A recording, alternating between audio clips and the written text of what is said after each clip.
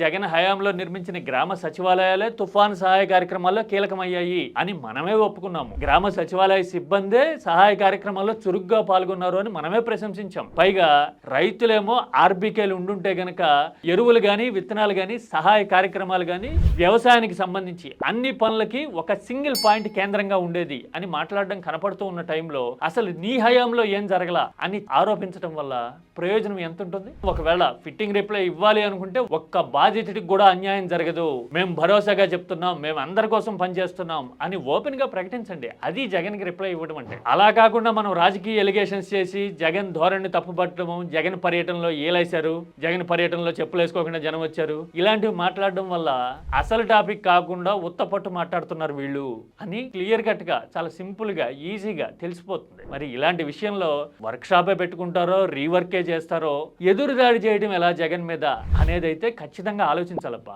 ఎందుకంటే జగన్ సబ్జెక్ట్ మాట్లాడుతున్నాడు, టీడీపీ గాని టీడీపీ మీడియా గాని ఉత్తర రాజకీయ ఆరోపణలు చేస్తోంది, గాలివాటం విషయాలు మాట్లాడుతోంది అని అనిపిస్తుంది కదా. నువ్వు ఇప్పుడు రైతులకి పరిహారం గురించి మాట్లాడకపోగా అప్పుడు ఇచ్చావా అని అడిగితే రైతు ఏమనుకుంటాడు? సాయం చేయాల్సిన వాడు నువ్వు సాయం చేయకపోగా ఎవరినో తిడతావేంటి అని బాధ కట్టలు తెంచుకుంటుంది. వీళ్ళు ఎవరైతే తిడుతున్నారో ఆ వ్యక్తి మీద అభిమానం ఉప్పొంగుతుంది. ఇది హ్యూమన్ సైకాలజీ. ఈ పాయింట్ అర్థం చేసుకోవాలి కదా టీడీపీ మీడియా.